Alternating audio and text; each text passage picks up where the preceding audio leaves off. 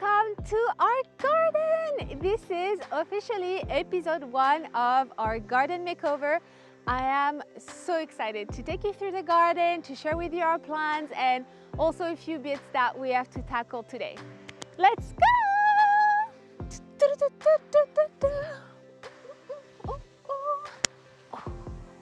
Okay, maybe the dancing was a bit weird, but I'm really happy.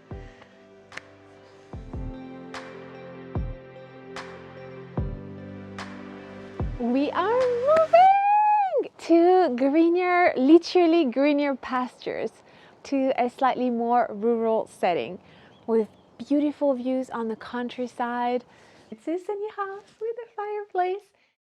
A couple of weeks ago, we moved and we left behind our small urban garden for a slightly bigger space nestled in a beautiful countryside. Of course, we couldn't live without the garden, so we started the really long process of emptying it from all the plants, the furniture, the decor we had there, and the little nest we had built there for the last 3 years. That was really long. We also dug up the dahlias and any perennials I wanted to take, undid the entire front garden, and took everything with us. So this is a little bit of midway through footage of what the garden looked like at the beginning of November. It was a mess. And of course, it didn't stop raining, so that didn't help.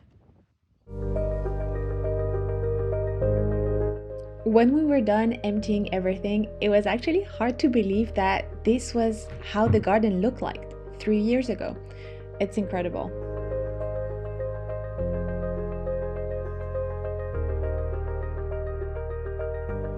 This used to be my little hidden area where I had all the plants in storage and I stored my little potting table.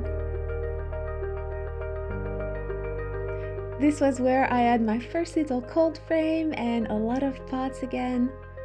It took 2 very full loads of a large Luton van to bring everything to its new home.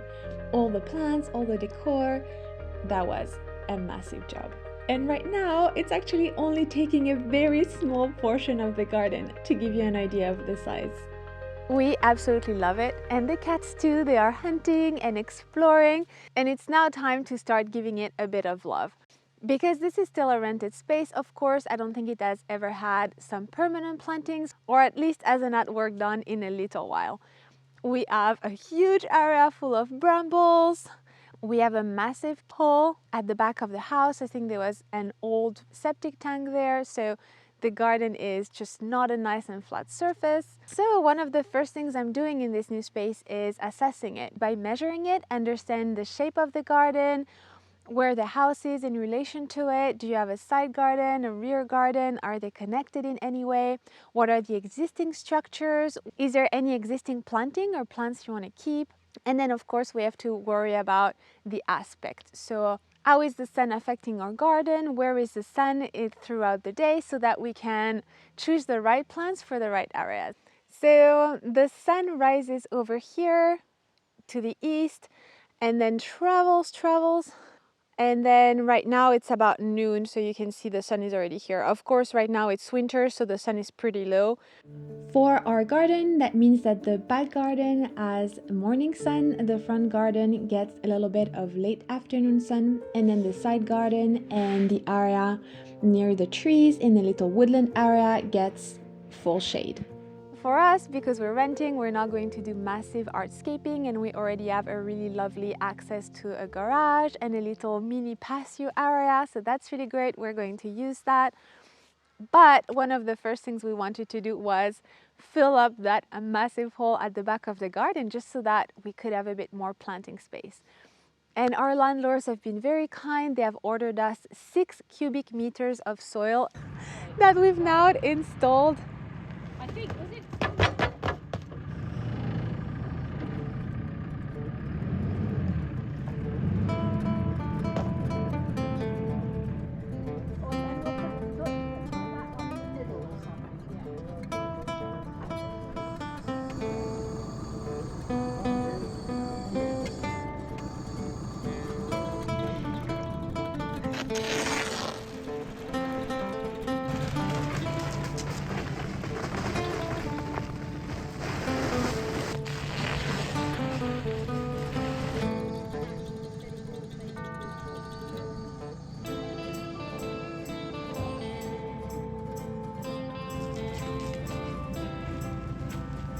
Here's what 6 cubic meters of topsoil looks like.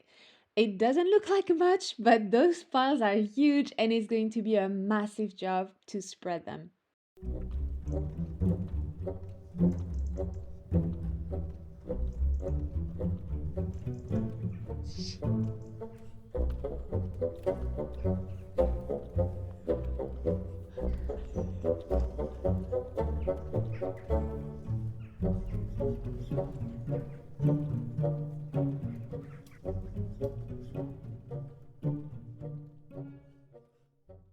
Well, before the soil was delivered, I had this grand plan of actually adding some cardboard to try to create a barrier between the existing grass and the soil that we were going to add. I didn't end up doing it before the soil was delivered, so I thought I still had a few cardboards lying around, so it couldn't hurt to install them. I'm not sure it's going to help, but I was thinking I just don't want grass to grow through that soil too quickly.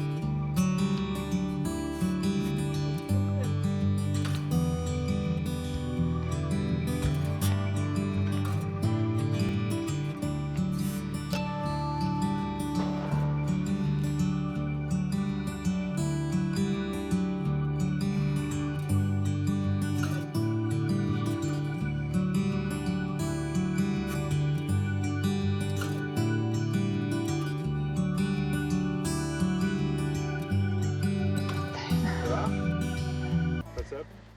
It's a huge amount of earth to be moving around. Oh, it's almost there. Almost there. And we can plant tulips. Can you imagine? It's going to be so pretty. Yes, I visualize.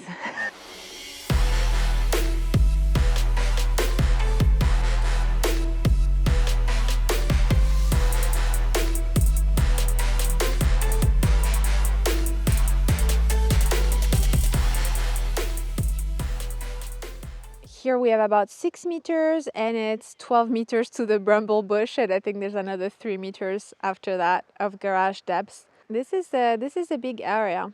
So that's about 72 square meters for the back garden, and then we have about the same at the front. So that's definitely way bigger than what we have now. And there's also a little space on the side of the house that connects both gardens. This is why I put my work area on the side of the house, because we can't see it when we come in and we also can't see it when we are outdoors. So I feel like this is the downstairs bathroom. I feel like this is a great spot to have my compost and to have my storage shelves, which I had at the back of the garden also, my potting table. I need to rearrange everything. But I felt like this was a really good area a little bit out of the way, because you can see here's the sitting area and we can't see anything from this side of the house. And that's always one of the key things to think about in your new garden makeover or design, is how you use the space. Have an area for playing, an area for eating, an area for storing things, planting areas. You just have to decide where is what. So for us in the garden, I think we're going to have 3 main planting areas.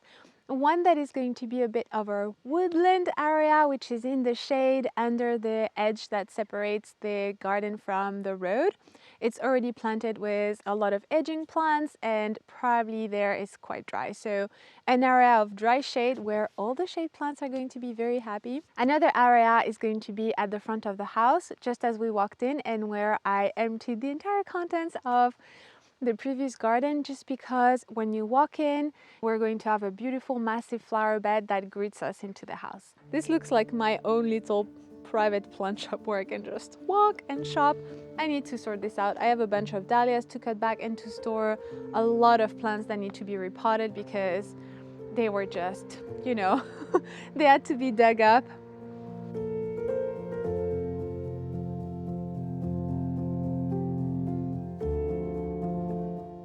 And then the third area is going to be at the back of the house near the little patio area where we're going to have a sitting and dining area so that we can enjoy beautiful plants and a beautiful view on the countryside. So I'm thinking I'm going to plant spring bulbs in it, and probably we're going to set it around there.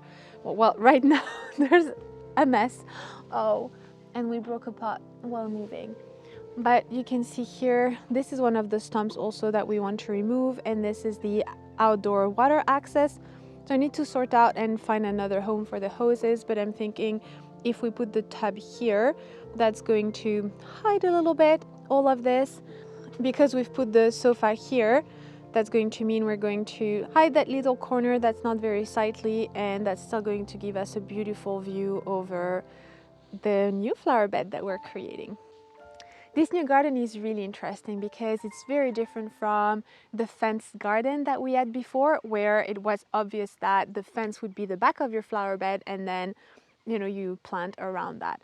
For us here, we have an open fence that opens on a beautiful and lush countryside, so I don't want to close that in with the edge or with too much planting.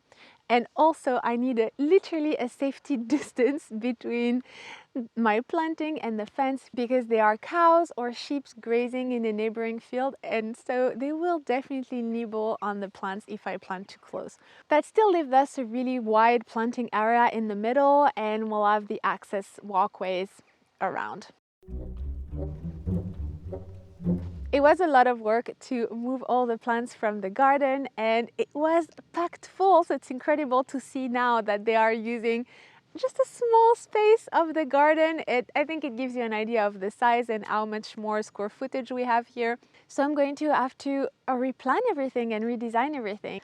The next thing on my list is to tidy away my dahlias. We haven't had frosts yet, but they are sure to arrive as December rolls in, and I need to protect the tubers. And I'm not going to have enough time to dig them in because I still need to figure out where everything is going to go. So I need to do that. And also, as some containers are going to be freed up by the dahlias, I can start planting some bulbs. That's going to be really fun. I really can't wait for spring. I think it's going to be beautiful. There is so much to do, so make sure you subscribe so you don't miss out any episodes of our garden makeover. Thanks for watching. I'll see you next time.